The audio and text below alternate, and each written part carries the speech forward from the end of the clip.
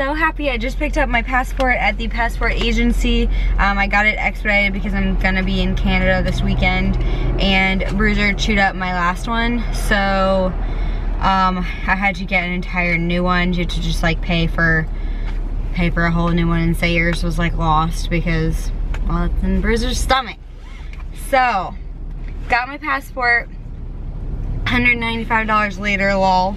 And yeah, I'm gonna go to a coffee shop, get some work done this afternoon, and then head to the gym, and I'll catch you guys in the next clip.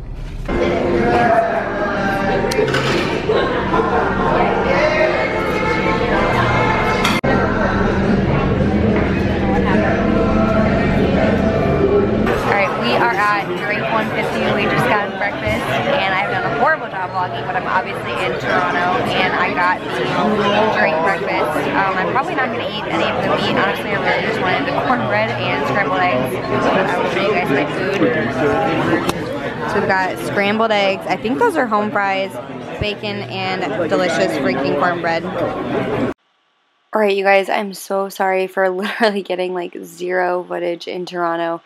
Pretty much all we did was like go shopping and go out and then walk around the city. I just didn't feel like it was, I don't know, I feel like shots of Toronto on my camera are just average, not that great. But anyway, back to the title of this video, the glute workout.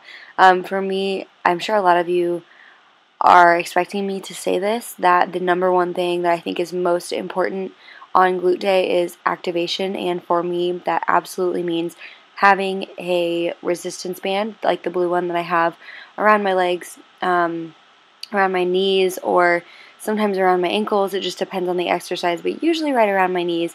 It just helps force that tension and forces your glutes to be activated the entire time. And I like to do a set with the band, whether it be like abductors or kickbacks or like squats like I'm doing here, and then do another exercise. So I use the band in between exercises that I do in order to keep my glutes activated the entire time.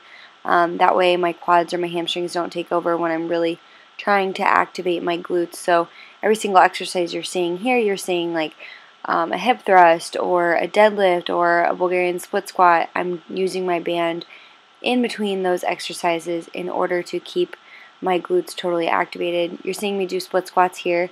I usually do around 10 to 12 reps, and then I actually just drop the weight entirely, and I like to burn out. I find that when I use a lot of weight, my back starts to hurt a little bit, so I don't go very heavy, and then I drop the weight eventually. I've also been really, really bad in my off season at doing just a separate day of abs.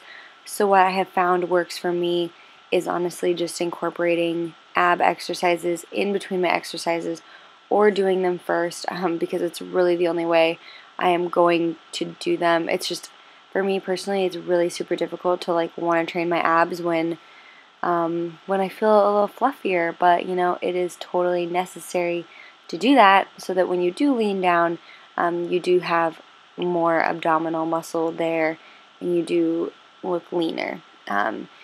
Here you're seeing me do stiff leg deadlifts with the dumbbells, and I actually ended up adding a resistance band around my glutes because I really just like wasn't totally feeling the activation.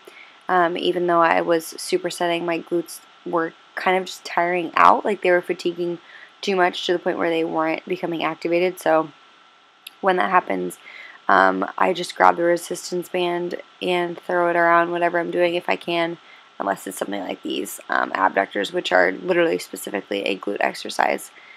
And the very last thing I did was abdominal crunches with the cable. And every cable machine is different. The cable at home, I'm able to use like 100 pounds and pull it down, and this one's 50. But just make sure you're keeping your spine totally neutral when you're doing these, and you're not like arching your back and putting a lot of pressure on your back. But that's the end of this video. Please give it a thumbs up and subscribe. Thanks for watching, guys.